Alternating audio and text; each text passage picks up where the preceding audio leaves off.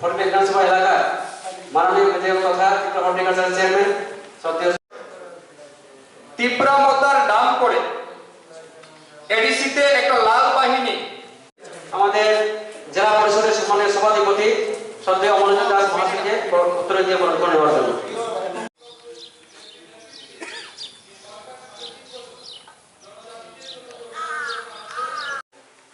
এবং আসন সমঝোতা করে তাদেরকে অধিক আসন, কিন্তু সেটা থেকে শিক্ষা নিয়ে মাননীয় মন্ত্রী শ্রদ্ধেয় ভগবান দাস চন্দ্র দাস মহাশয় সব সময় এমনই হবে, একবার আমাদের অনুকূলে থাকবে, একবার অন্য দলের অনুকূলে। কিন্তু যে দল একতাবদ্ধভাবে সংগঠিতভাবে সাংগঠনিক শক্তি যার বেশি শক্তিশালী হবে সেই দলই শেষ হাসি হাসবে।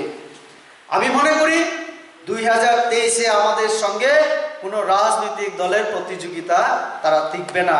বিজেপি আমার সেটা আমি ব্যাখ্যা করতে চাই। এই 5 থেকে 10 দিন আগেও আপনারা দেখেছেন অনেক মানুষ তৃণমূল করেছিল। তৃণমূল ত্রিপুরা রাজ্যে আমরা এর আগেও অনেকবার দেখেছি। তাদের সাংগঠনিক শক্তি নেই, আর তাদের যে কলকাতা বেস একটা আঞ্চলিক দল, আমাদের এখানেও তো আঞ্চলিক দল আছে অনেক, তারা ওই রাজ্যের বাইরে গিয়ে এরকম কিছু করার মতো তাদের কোনো সাধ্য বা ক্ষমতা নেই। তো তৃণমূল নিয়ে অযথা আমাদের চিন্তা করার কোনো প্রয়োজন নেই। আর আমাদের এখানে যে অনেক আঞ্চলিক দল আছে, আমি বলতে পারি এডিসি নির্বাচনের আগে আমাদের কিছুটা আমাদের দুর্বলতার সুযোগ নিয়ে আমি বলবো, কারণ আমাদের যে অ্যালায়েন্স পার্টনার তাদের সঙ্গে আমাদের সিট নিয়ে বিভিন্ন নিয়ে একটা ঝামেলা তো হয়েছিল, এটা আমাদের মানতে হয়, নিজেদের মধ্যে একটু দ্বন্দ্ব।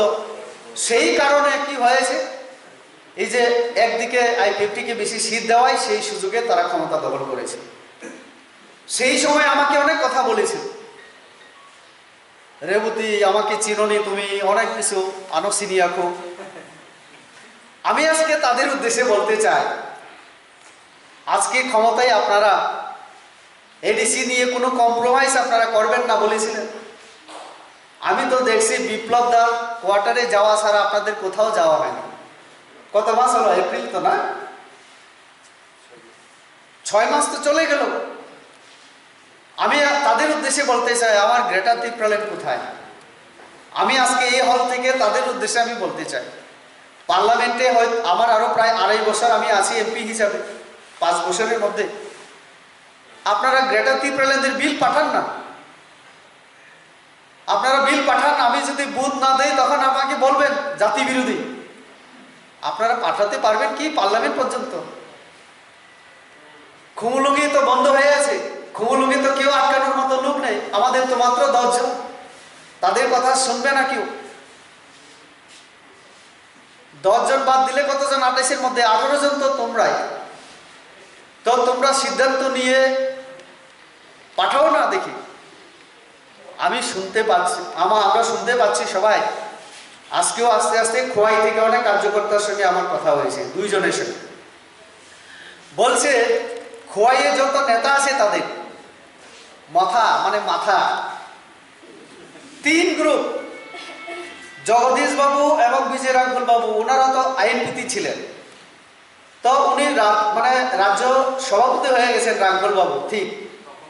কিন্তু আমি খবর পেয়েছি কিছুদিন আগে ওই নেতৃত্বরা যখন আসারাম বাড়িতে গিয়েছিলেন, IPFT যারা নেতৃত্ব বর্তমানে মাথার প্রেসিডেন্ট হয়েছে, ওই অনিমেষ বাবুর দল সেখানে উপস্থিত হননি।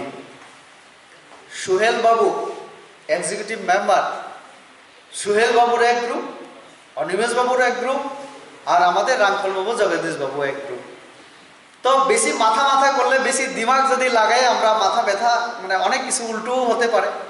তো বেশি মাথা লাগাতে গিয়ে এখন এই মাথা হেড হয়ে যাচ্ছে, এটাই ব্যাপারটা।